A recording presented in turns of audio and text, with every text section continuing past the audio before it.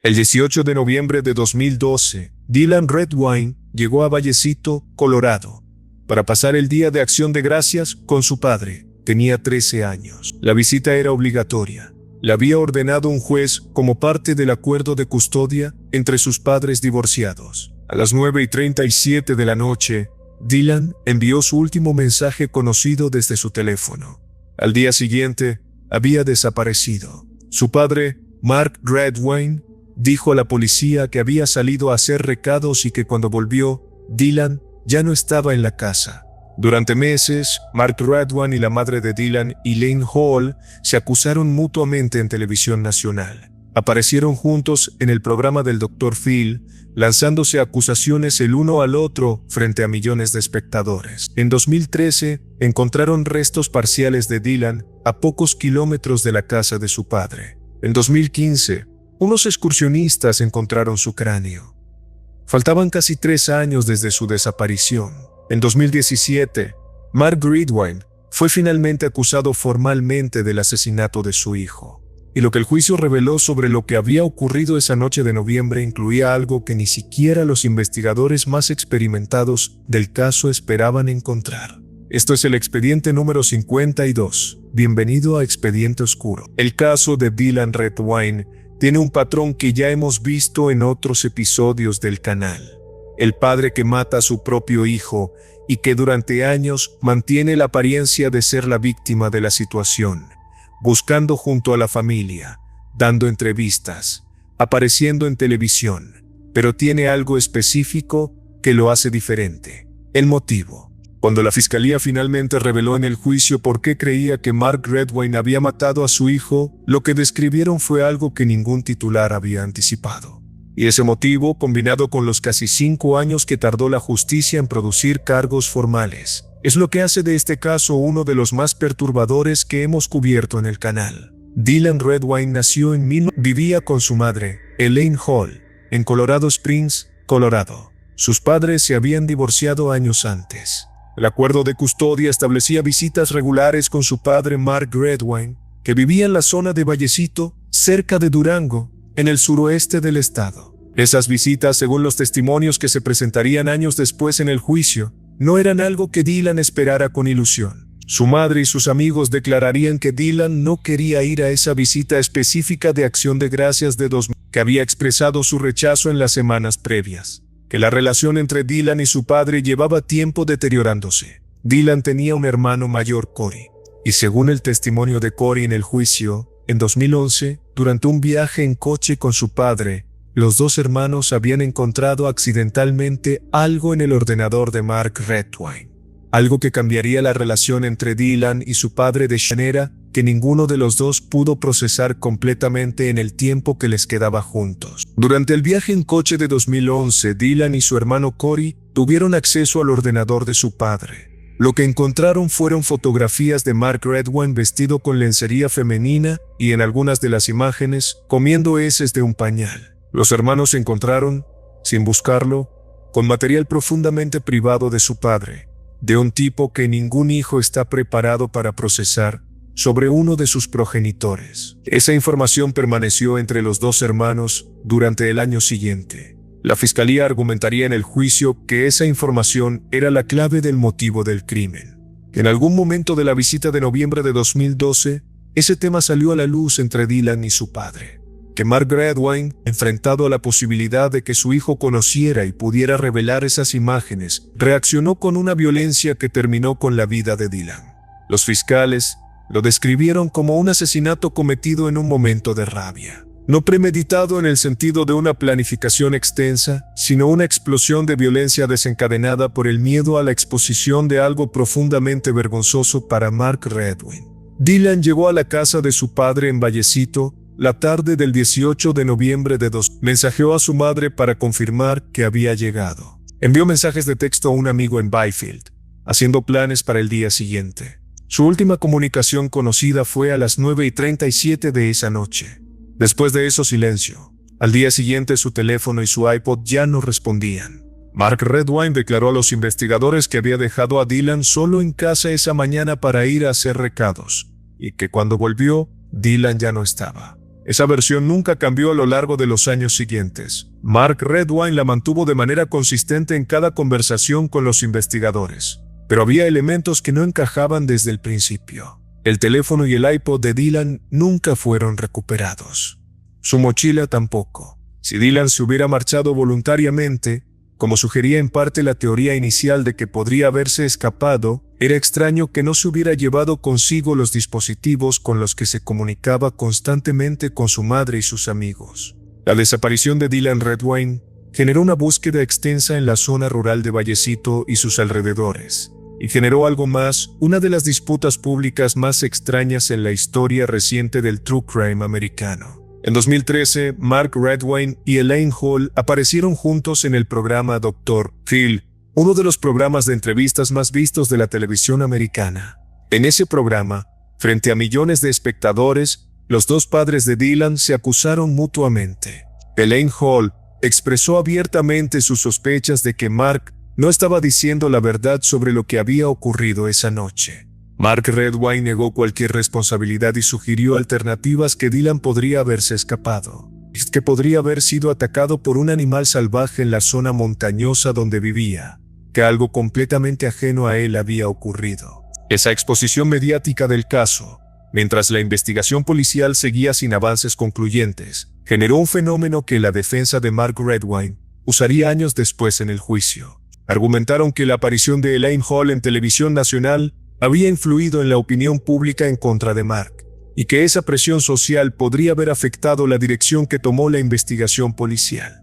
En junio de 2013, 7 meses después de la desaparición de Dylan, fueron encontrados restos óseos parciales a pocos kilómetros de la casa de Mark Redwine en Vallecito. El análisis forense confirmó que pertenecían a Dylan, pero los restos encontrados en ese momento eran incompletos, no incluían el cráneo.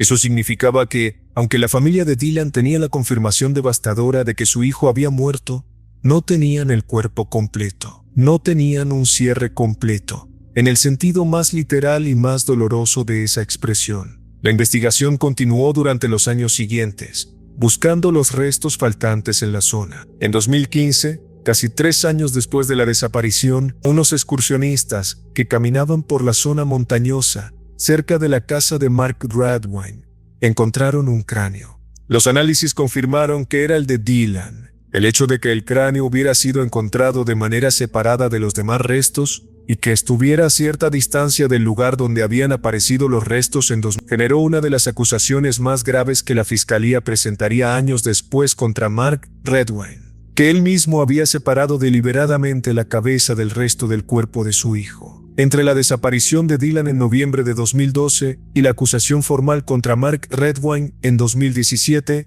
pasaron casi 5 años. Ese periodo prolongado sin cargos formales fue una de las dimensiones más frustrantes del caso para la familia de Dylan y para el público que lo siguió. Los investigadores tenían sospechas fuertes sobre Mark Redwine desde relativamente temprano en la investigación. Su comportamiento, las inconsistencias en su versión, la ausencia de los dispositivos electrónicos de Dylan, todo apuntaba hacia él.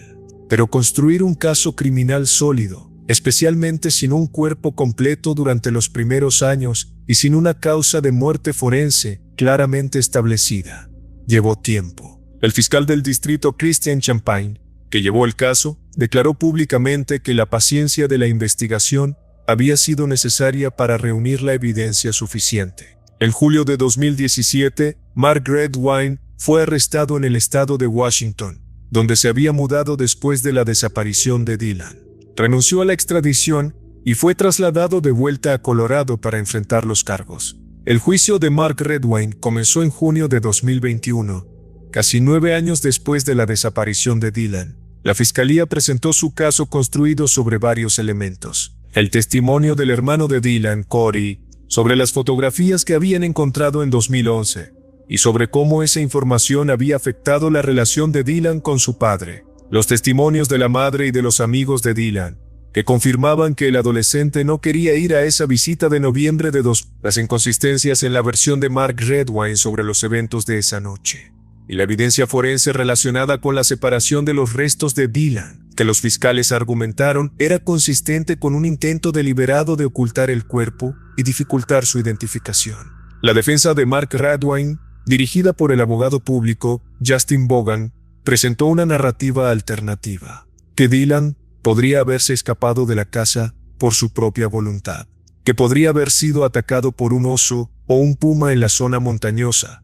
donde la fauna salvaje era una presencia real, y que la cobertura mediática del caso, especialmente la aparición de Elaine Hall en el programa Dr. Phil, había contaminado la percepción pública y posiblemente la dirección de la investigación. El jurado deliberó menos de un día. El 16 de julio de 2021, el jurado encontró a Mark Redwine culpable, asesinato en segundo grado y abuso infantil con resultado de muerte. Cuando se leyó el veredicto, Mark Redwine, de 59 años, no mostró ninguna reacción visible.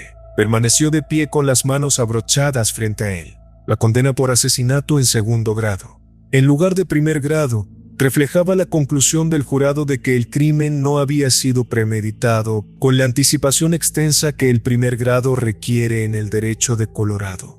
Era consistente con la teoría de la fiscalía de que se trataba de un ataque de rabia desencadenado por la confrontación sobre las fotografías. La audiencia de sentencia se programó para octubre de 2021. Mark Redwine se enfrentaba a un máximo de 48 años de prisión. El 8 de octubre de 2021, Mark Redwine fue sentenciado. La jueza Susan Carlson le impuso la pena máxima 48 años de prisión. Antes de pronunciar la sentencia, la jueza se dirigió directamente a Mark Redwine, con palabras que quedaron como una de las declaraciones más recordadas del caso. Le dijo que había limpiado la escena del crimen, que había escondido el cuerpo de Dylan y que había llegado al extremo de separar la cabeza del resto del cuerpo de su hijo. Esa declaración judicial, pronunciada directamente a Mark Redwine en la sala, confirmaba formalmente lo que la fiscalía había argumentado durante el juicio, que no se trataba solo de un momento de violencia descontrolada, sino de un esfuerzo deliberado posterior al crimen para dificultar que el cuerpo de Dylan fuera encontrado e identificado. Mark Redwine no habló durante la audiencia de sentencia. Elaine Hall, la madre de Dylan, sí habló. Y lo que dijo resume el peso completo de lo que esa familia vivió durante casi una década. En la audiencia de sentencia, Elaine Hall, la madre de Dylan, se dirigió directamente al hombre que había sido su marido y que acababa de ser condenado por matar a su hijo. Dijo algo que resume el horror específico de este tipo de crimen de una manera que pocas declaraciones en el true crime logran capturar. Que cuando pensaba en esa noche, se le rompía el corazón imaginar a Dylan mirando hacia arriba hacia su padre, sabiendo que él era quien lo estaba matando. «Él es mi asesino», dijo Elaine Hall.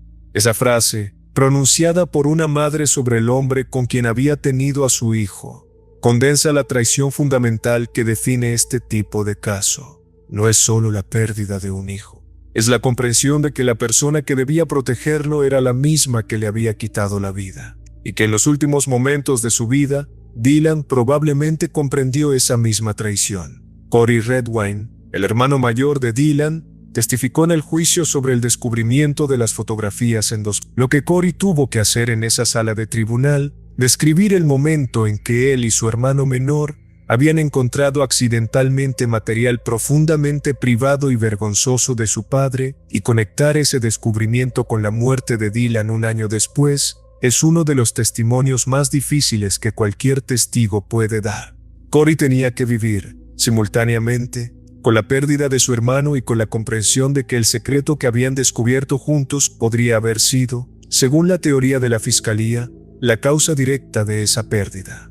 Esa carga, la de sentir que el conocimiento compartido entre dos hermanos pudo haber contribuido a la muerte de uno de ellos, no es una carga que ningún adolescente debería tener que procesar. Corey Redwine perdió a su hermano y tuvo que testificar contra su padre. Las dos cosas en la misma vida. Las dos cosas que ningún sistema judicial puede compensar completamente, sin importar cuántos años de prisión reciba el responsable. El motivo del asesinato de Dylan Redwine, según la teoría de la fiscalía aceptada por el jurado, dice algo específico sobre la naturaleza de ciertos crímenes familiares. No fue un crimen por dinero. No fue un crimen por una nueva relación romántica que veía a los hijos como obstáculo. como en los casos de Christopher Watts o de Scott Peterson, que hemos cubierto en otros episodios del canal. Fue un crimen por vergüenza, por el miedo a que un secreto profundamente personal y humillante fuera expuesto. Esa motivación, aunque menos común en los casos de filicidio que hemos analizado en el canal, no es completamente inusual en la literatura criminológica. La vergüenza y el miedo a la exposición son motores psicológicos poderosos, capaces de generar respuestas de violencia extrema en personas que de otra manera no muestran tendencias violentas. Mark Redwine no tenía un historial de violencia conocido antes de este crimen. No había señales públicas de que fuera capaz de matar a su propio hijo. Lo que tenía era un secreto y un hijo que lo conocía. Y cuando esa combinación llegó a un punto de confrontación, según lo que el jurado determinó, la consecuencia fue la muerte de Dylan. Uno de los elementos más perturbadores del caso, que la jueza Carlson mencionó explícitamente en la sentencia, es la separación del cráneo de Dylan del resto de sus restos. Los restos encontrados en 2013 no incluían el cráneo. El cráneo apareció separadamente en 2015, encontrado por excursionistas en otra ubicación.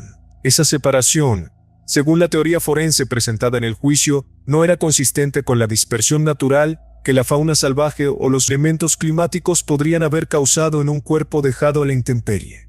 Era más consistente con una acción deliberada. Esa conclusión añade una capa de premeditación posterior al crimen que complementa la narrativa del ataque de rabia inicial. Mark Redwine pudo haber matado a Dylan en un momento de violencia descontrolada, como argumentó la fiscalía. Pero lo que hizo después, el manejo del cuerpo, la separación deliberada de partes, la ocultación durante años, requería un nivel de control y de planificación que contrasta marcadamente con la imagen de un crimen puramente impulsivo. Esa combinación, el momento de violencia descontrolada seguido de un comportamiento posterior frío y calculado, es un patrón que los investigadores de comportamiento criminal han documentado en otros casos de filicidio. El crimen puede ser impulsivo. Lo que sigue después raramente lo es. La pregunta de por qué pasaron casi 5 años entre la desaparición de Dylan y los cargos formales contra su padre es una que merece análisis específico. Los casos sin un cuerpo completo o sin una causa de muerte forense claramente determinada son notoriamente difíciles de procesar judicialmente. Durante los primeros años de la investigación, los investigadores tenían sospechas fuertes sobre Mark Redwine, pero no tenían la evidencia suficiente para construir un caso que pudiera sostenerse ante un jurado con el estándar de prueba más allá de toda duda razonable. El descubrimiento del cráneo en 2015 fue un punto de inflexión importante, porque permitió un análisis forense más completo de los restos, y la investigación continuó construyendo el caso a través de testimonios, del análisis de las comunicaciones digitales y de la reconstrucción cuidadosa de las inconsistencias en la versión de Mark Redwine. El fiscal Christian Champagne, que mantuvo el caso activo durante todos esos años sin renunciar a la posibilidad de presentar cargos, representa el tipo de persistencia institucional que en otros casos del canal, como el del niño de la caja de Filadelfia, ha sido necesaria para que la justicia eventualmente llegue. Casi 9 años pasaron entre la desaparición de Dylan y la sentencia final de su padre. Para la familia de Dylan, esos años fueron una espera que ningún veredicto, por más justo que fuera, podría compensar completamente. En medio de todo el análisis del motivo, del juicio, de la evidencia forense sobre la separación de los restos, hay una persona que merece ser recordada con el peso que tiene. Dylan Redwine tenía 13 años. Sus amigos y su familia lo describían como un adolescente normal, con la vida típica de alguien de su edad. Tenía planes para el día siguiente a su desaparición, mensajes pendientes con un amigo en Bayfield sobre lo que iban a hacer. Tenía una relación con su padre que se había deteriorado en el último año de su vida después del descubrimiento accidental de las fotografías. Una carga que ningún adolescente de 13 años debería tener que sobrellevar respecto a uno de sus progenitores. Y tenía miedo de esa visita de acción de gracias de 2012. Sus amigos y su madre lo confirmaron en el juicio.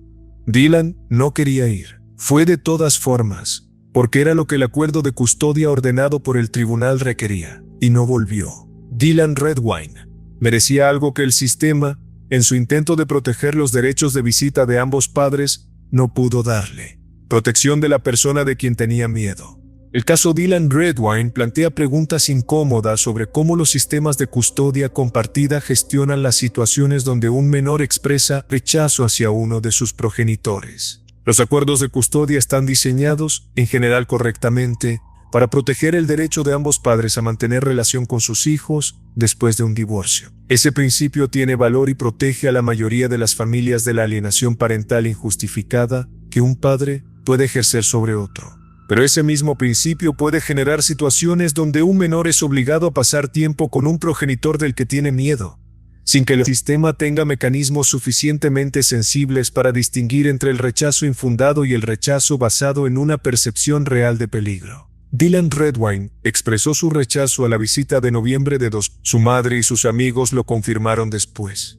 Pero ese rechazo, en el contexto del sistema legal que rige los acuerdos de custodia, no fue suficiente para generar ninguna revisión de la situación antes de que la visita ordenada se llevara a cabo. Eso no significa que todos los rechazos de menores a visitar a un progenitor deban ser tratados como señales de peligro inminente. La mayoría no lo son.